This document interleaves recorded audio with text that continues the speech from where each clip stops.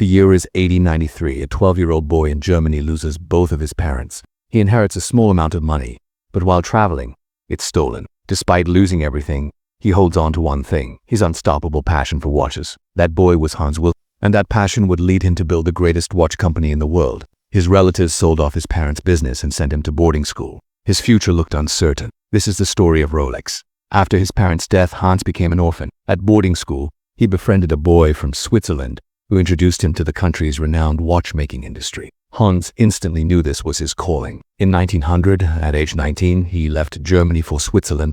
There, he landed a job at a watchmaking company called Curio. His task, checking the accuracy of hundreds of watches every day. This role sparked his obsession with perfection. In 1903, he moved to London. But during the journey, tragedy struck again. His entire inheritance, 3,300 German gold marks, was stolen. Still, he moved forward. In London, he took a job in sales and marketing at another watch company. In just 2 years, Hans mastered manufacturing, marketing, and most importantly, consumer behavior. He realized something most companies missed. While brands were making flashy, decorative watches, customers wanted something else. Watches that were simple, accurate, durable, and elegant. At age 24, Hans decided to start his own watch company. There was just one problem: he had no capital. So he partnered with his brother-in-law, who provided the investment. In 1905, the firm Wilsdorf and Davis is born. They saw a need among travelers, people who needed to catch trains, buses, and be on time. So they created a pocket watch designed for them. Smaller, portable, and premium, with a leather case. They called it the Portfolio Pocket Watch. It was their first product and a massive hit. But Hans wasn't content with just pocket watches.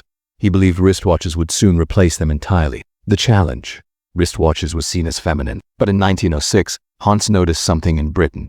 Both men and women loved wearing bracelets. That insight sparked an idea. He launched wristwatches with gold and silver straps that looked like jewelry and rebranded them not as wristwatches but as bracelet watches. The response: huge success. Hans noticed another trend. Most watches were branded with the manufacturer's name, but he wanted something unique, short, and easy to pronounce in any language. He played with hundreds of combinations. And then, one name stood out: Rolex. He trademarked it in 1908. Back to Hans, Rolex watches were selling well. But there was one problem: accuracy. Wristwatch movements were small and unreliable. Until 1910, Hans imported movements from Switzerland. But he wanted full control. He began studying horology, met with master watchmakers, and soon became an expert himself. He developed a 15-line caliber 200, his first accurate wristwatch movement. When tested by Switzerland's official chronometer testing institute, it became the first wristwatch ever to earn a chronometer certificate. With success growing, Hans set up multiple offices and built a team of 60 people. But in 1914, World War I began. To fund the war, Britain imposed a 33% tax on exports, including watches. Rolex became 33% more expensive overnight, and sales plummeted. To survive, Hans moved the company to Switzerland. Up to that point, Rolex was just a brand name. Now, he officially renamed the company Rolex Watch Co. Limited, although the luxury market collapsed. Hans saw an opportunity. Wristwatches were becoming essential for soldiers. Pocket watches were impractical during battle.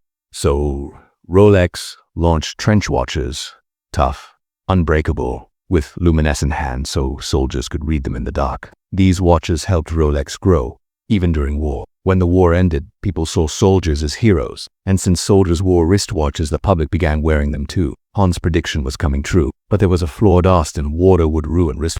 Hans wanted a solution. He noticed that traditional snap-on watch cases left small gaps. So, Rolex developed the world's first screw-down watch case, complete with rubber seals and a crown that locked shut like a submarine hatch. The result? A revolutionary waterproof watch called the Rolex Oyster, launched in 1926. It needed bold marketing. Enter Mercedes glides a swimmer attempting to cross the English Channel.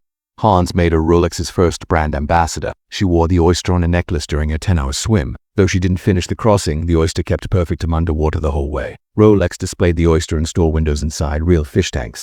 They even had actress Evelyn Leigh wear one in fish tank ads. The waterproof claim was proven unforgettable. But there was another problem. Mechanical watches had to be manually wound every 2 days. If the winding crown wasn't closed properly, water could leak in. After years of research, he invented the perpetual rotor, a semicircular weight inside the watch that rotated with the movement of the wrist, winding the watch automatically. The result? The Rolex Oyster Perpetual, the first reliable automatic watch.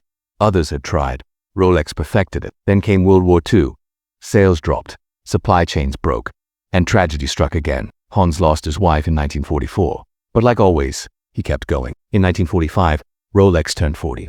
To celebrate, He launched the Rolex Datejust, the first self-winding watch with a date display, but people struggled to read the date. One day, a water droplet on Hans' watch magnified the date. Inspired, he added a 2.5x magnifying lens, now iconic on Rolex watches. By the 1950s and 60s, Rolex was unstoppable. The Rolex Explorer was built for mountaineers. The GMT Master, with a rotating bezel, helped pilots track multiple time zones, and in Rolex tested the deep-sea special by dropping it into the ocean's deepest point, nearly 11,000 meters. It emerged working perfectly. From mountain peaks to ocean depths, Rolex had proven itself. In 1960, at the age of 79, Hans Wilsdorf passed away. But the legacy he built, timeless. This was the story of Rolex. If you enjoyed this story, be sure to check out our next video.